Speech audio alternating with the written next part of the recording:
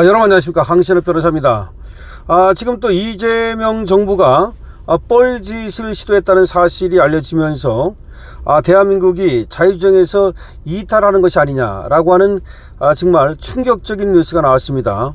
고든창 변호사는 이러한 이재명 정부의 뻘짓에 대해서 자유주행 이탈이라고 직격을 날렸는데요. 무슨 얘기냐면요, 유엔에서 친이란 행보를 보이면서 이란에 대한 제재 해제를 시도했다는 겁니다. 이란은 지금 미국의 가장 큰 적이고 이스라엘의 큰 적이고, 그런데 우리가 이란 편을 들면서 이란에 대한 제재를 해제하는 쪽으로 우리가 시도를 했다는 겁니다. 이게 무슨 얘기입니까? 그러자 고든창 변호사가 자유주행에서 이탈이라고 직격을 날렸습니다. 대한민국이 지금 자유주행에서 이탈해가지고 이란이나 편들고 중국이나 편들고 북한이나 편들고, 그래서 고립되는 그런 결과를 가져올 수 있다는 겁니다. 유엔 안보리에서 드러난 이재명 정부의 위험한 선택이 지금 도마 위에 오르고 있는데요. 친중, 친이란 노선을 지금 택했다는 겁니다. AP, 로이터도 보도하고 있는데요. 난리 났습니다. 한국이 이란 제재 해제 시도를 하다 자유주행과 정면 충돌했다는 겁니다. AP통신과 로이터 통신이 보도하고 있는데요. 한국이 이란 제재 해제를 시도하다 자유주행과 정면 충돌했다는 겁니다. 아니, 이게 무슨 말입니까? 왜 우리가 이란 편을 들어가지고 미국의 이란에 대한 제재를 해제를 하려고 우리가 시도를 합니까? 물론 우리가 한다고 해서 되는 것도 아니겠지만 왜 그렇게 뻘짓을 하죠? 동북아 안보 전문가 고든창이 한국 시간 21일 새벽 X에 올린 글에서 이재명 정부의 외교 행보를 정면으로 비판했는데요. 고든창에 따르면 한국이 9월 유엔 안전보장 이사회 의장국으로서 이란에 대한 제재를 해제하는 결의안을 제출한 것은 자유주행에서 벗어나 북중러와 연합하려는 위험한 시도라고 규정했습니다.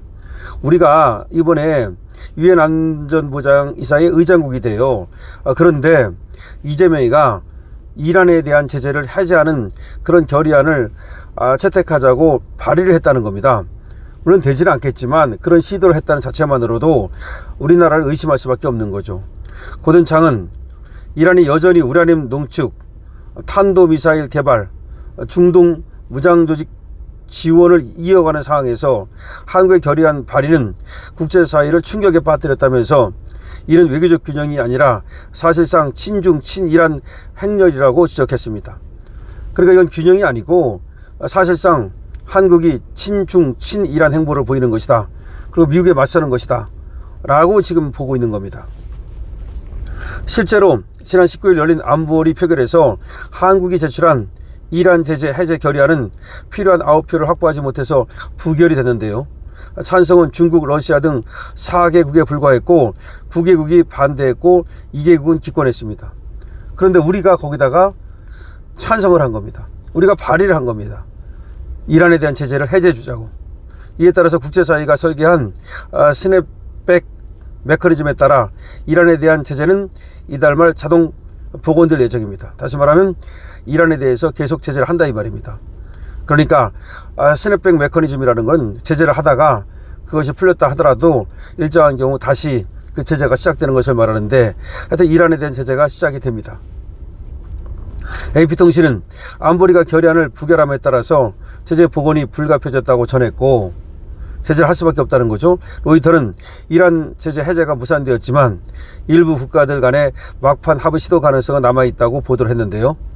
또 이란 내 반체제 정부 유통 채널로 런던에 소재한 이란 인터내셔널은 한국이 결의안을 제출했지만 국제사회 지지를 얻는 데 실패했다고 전하면서 한국 외교에 난처한 입장을 전하기도 했습니다.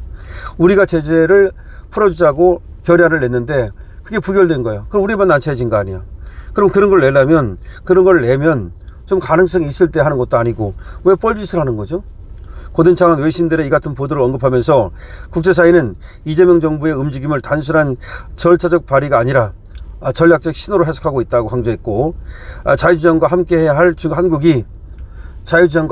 한국이 중국, 러시아와 같은 블록에서 서 있는 듯한 인상을 준 것은 안보적 신뢰를 약화시키는 위험한 행위다. 이는 동북아 안보 질서를 뒤흔들 뿐 아니라 한미일 협력의 기반까지 흔들 수 있다. 아니, 한국이 왜 이란 편을 들어? 국제적으로도 이러한 이재명 정권의 북한, 중국, 러시아 등 친권위주의 국가에 대한 급작스러운 관계 개선 움직임은 자유주의 이탈 우려로 커다란 논란에 쌓이고 있다. 왜 북한, 러시아, 중국 편을 드냐 이거지. 특히 정부는 반중 집회에 대해서는 강경한 공권력을 동원하면서도 김민석 총리의 형이 포함된 이적단체의 반미 시위에 대해서는 사실상 손을 놓고 있다는 지적이 나온다. 그렇죠? 보수정은 국내에선 반중 시위를 억압하고 국제무대에서는 친이란, 친중국 신호를 보낸다면 이는 자유주장 내부에서 고립을 자초하는 위험한 행위라고 비판하고 있다. 다시 말해서 미국하고 맞짱 뜨겠다는 것밖에 더 듭니까? 특히 AP와 로이터 등 국제 주요 언론이 일제히 이번 사안을 신속히 보도한 것과 관련해서 한국의 주요 언론이 거의 침묵하거나 짧게 다룬 것과 달리 지금 AP와 로이터 통신이 크게 보도했다는 겁니다.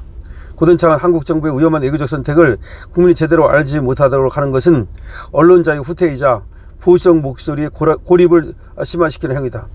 그 AP와 로이터 통신이 저렇게 보도하는 걸 국내 언론은 보도를 안 하고 있다는 겁니다.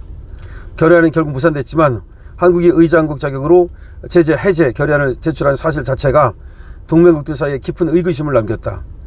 자유주장과 보조를 맞추지 않고 권위주의 진영의 이해에 부합하는 듯한 모습을 연출한 이번 사태는 단순히 외교 해프닝이 아니라 한국 외교의 신뢰와 좌표를 가르는 분수령이 되었다. 다시 말해서 뻘짓하는 거를 미국이 다 보고 있지 않습니까? 아니 그러니까 이란 편 들었다 이 말이야. 한마디로 얘기하면 이란에 대한 제재를 해제하라. 이란에 대한 제재를 해제해주자. 근데 그렇게 주장하는 사람은 중국과 러시아밖에 없는데 그쪽 편을 든다 이거야. 아니 그리고 이란이 지금 미국으로부터 완전히 공격을 받고 궁지에 몰리고 이스라엘도 이란 하면 치를 떠는데 우리가 이란 편을 들고 나섰다? 이거는 그럼 우리가 한미일 자유주장과의 관계를 갖다가 뭐 무시하겠다는 것밖에 더 됩니까? 자, 이런 거에 대해서 트럼프는 역시 이재명을 믿을 수가 없는 겁니다. 그러니 관세 협상은 될 수가 없는 거야. 이거는 그냥 25%를 두드려 맞든지 더 가서 50% 두드려 맞든지 아니면 100% 두드려 맞든지 그거지 어떤 그 돌파구가 없다고 생각을 합니다. 자, 그러면 이재명은 원래가 처음부터 뭐 그렇게 이란 편이고 중국 편이고 아니면 또 러시아 편이었는지 아니면 이번에 되고 나서 트럼프한테 잘 해보려고 했지만 트럼프가 안 받아주니까 특히 트럼프가 안 받아주는 이유는 윤석열 대통령과 관련된 것으로 보이거든요.